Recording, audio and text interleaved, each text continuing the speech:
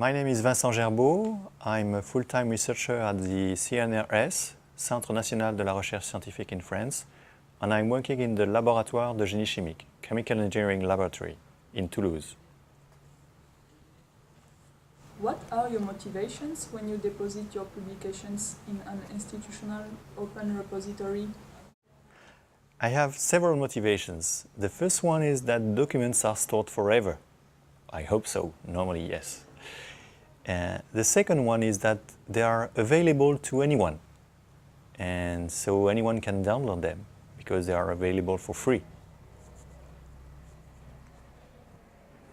Why archiving your publications in OATAO, so they are available online and archived on the official journal website?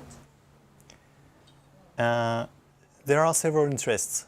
The first one is the timetable, because whenever I have a full paper accepted by a journal, I put it on the OATAO repository, and the next week after that, it is available to anyone. Of course, it is not the same version, the same PDF or version that's on the journal. It is usually a Word document which is deposited on the repository. It is the document accepted for publication by the journal. That's another interest because the journal editors have several policies, different policies for the publications of documents they have accepted for publication. And in fact, there is a staff in the library connected to the repository who is checking for each document what are the rights of publications versus the policies of the editors. Another interest is, as I said before, is the availability to anyone. Because when you are in Europe or in the United States or in Canada, you have, through your university, you have readily access to many international journals. But when you are in South Asia or North Africa, you don't have this access for free. You have to pay each time you want to download a document. And in fact, OATAO is providing statistics about the downloading of documents.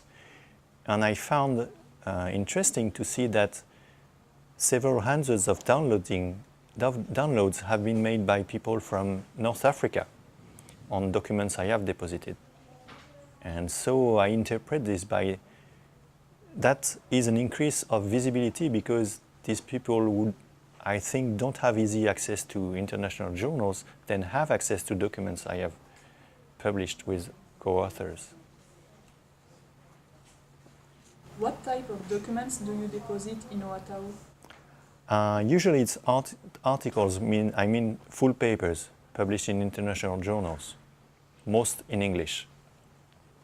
It's about 80% of the documents I have deposited.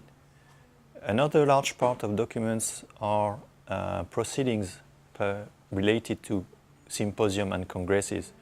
Sometimes they are just abstracts and the presentation, PowerPoint presentation, for example. Most of the times it's a 5 to 6 pages paper, which is usually published in the proceedings.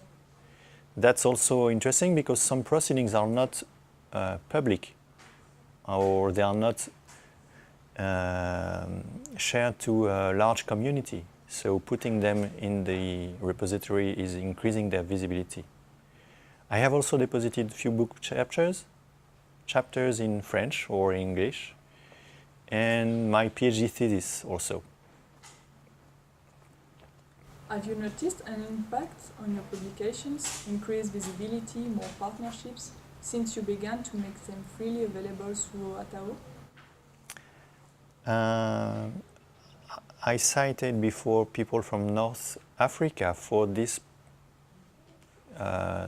countries, I have been in contact with a student from Tunisia working on a topic related to my research fields.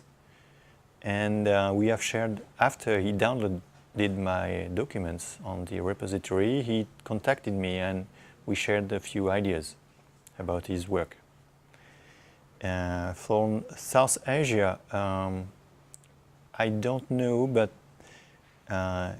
it seems that some of my documents are cited by ever increasing number of people from China and Thailand also. So I don't know whether they do have better access to international journals or whether they have downloaded documents on OATAO. In fact, a few people from South Asia have downloaded documents on the documents I have deposited in the repository.